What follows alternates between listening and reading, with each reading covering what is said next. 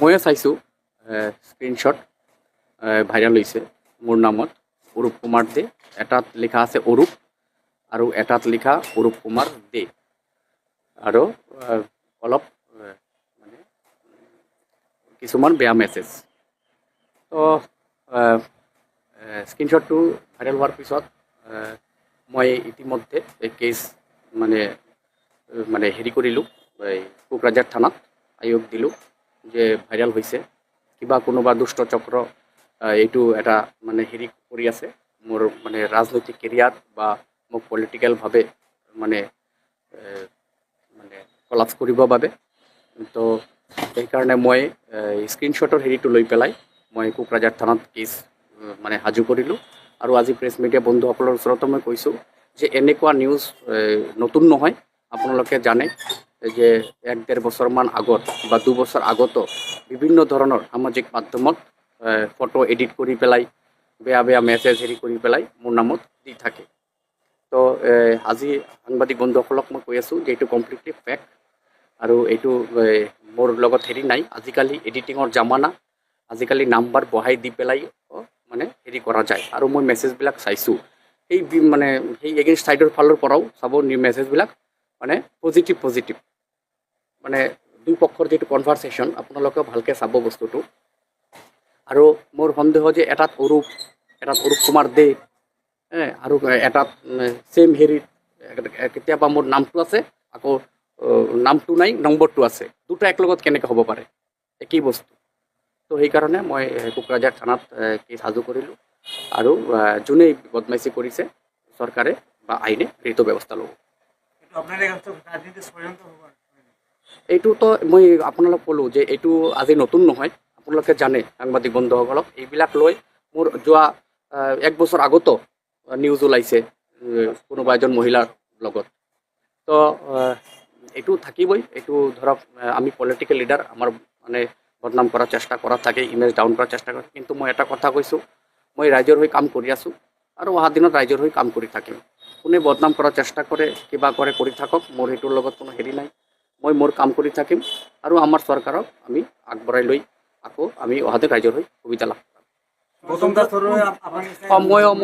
ময়ো শুনিছোঁ, কিন্তু মই তেখেতৰটো ক'ব নাযাওঁ।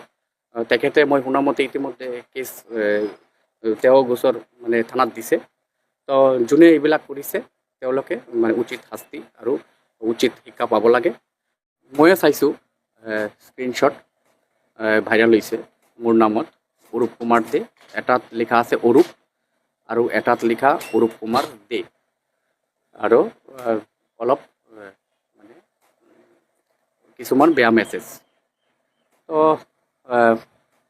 স্ক্ৰীনশ্বটটো ভাইৰেল হোৱাৰ পিছত মই ইতিমধ্যে কেছ মানে মানে হেৰি কৰিলোঁ, এই কোকৰাঝাৰ থানাত আয়োগ দিলোঁ যে ভাইৰেল হৈছে, কিবা কোনোবা দুষ্ট চক্ৰ এইটো এটা মানে হেৰি কৰি আছে মোৰ মানে ৰাজনৈতিক কেৰিয়াৰ বা মোক পলিটিকেলভাৱে মানে মানে কলাপছ কৰিবৰ বাবে।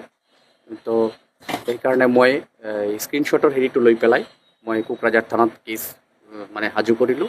আৰু আজি প্ৰেছ মিডিয়া বন্ধুসকলৰ ওচৰতো মই কৈছোঁ যে এনেকুৱা নিউজ নতুন নহয়। আপোনালোকে জানে যে 1-1.5 বছৰমান আগত বা 2 বছৰ আগতো বিভিন্ন ধৰণৰ সামাজিক মাধ্যমত ফটো এডিট কৰি পেলাই বেয়া বেয়া মেছেজ হেৰি কৰি পেলাই মোৰ নামত দি থাকে। তো আজি সাংবাদিক বন্ধুসকলক মই কৈ আছোঁ যে এইটো কমপ্লিটলি ফেক আৰু এইটো মোৰ লগত হেৰি নাই। আজিকালি এডিটিঙৰ জামানা, আজিকালি নাম্বাৰ বহাই দি পেলাই মানে হেৰি কৰা যায়। আৰু মই মেছেজবিলাক চাইছোঁ, সেই মানে সেই এগেইনষ্ট ছাইডৰ ফালৰ পৰাও চাব মেছেজবিলাক মানে পজিটিভ মানে দুই পক্ষৰ যিটো কনভাৰচেশ্যন আপোনালোকেও ভালকৈ চাব বস্তুটো। আৰু মোৰ সন্দেহ যে এটাত অৰূপ কুমাৰ দে, আৰু এটাত ছেইম হেৰিত কেতিয়াবা মোৰ নামটো আছে, আকৌ নামটো নাই, নম্বৰটো আছে। দুটা একেলগত কেনেকৈ হ'ব পাৰে, একেই বস্তু। তো সেইকাৰণে মই কোকৰাঝাৰ থানাত কেছ সাজু কৰিলোঁ। আৰু যোনেই বদমাইচি কৰিছে চৰকাৰে বা আইনে সেইটো ব্যৱস্থা ল'ব। এইটোতো মই আপোনালোক ক'লোঁ যে এইটো আজি নতুন নহয়। আপোনালোকে জানে সাংবাদিক বন্ধুসকলক, এইবিলাক লৈ মোৰ যোৱা 1 বছৰ আগতো নিউজ ওলাইছে কোনোবা এজন মহিলাৰ লগত।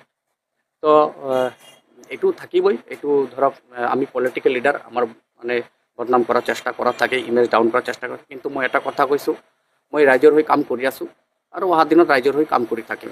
কোনে বদনাম কৰাৰ চেষ্টা কৰে, কিবা কৰে, কৰি থাকক, মোৰ সেইটোৰ লগত কোনো হেৰি নাই। মই মোৰ কাম কৰি থাকিম আৰু আমাৰ চৰকাৰক আমি আগবঢ়াই লৈ আকৌ আমি অহাদিন ৰাইজৰ হৈ সুবিধা লাভ কৰিম। ময়ো শুনিছোঁ, কিন্তু মই তেখেতৰটো ক'ব নাযাওঁ।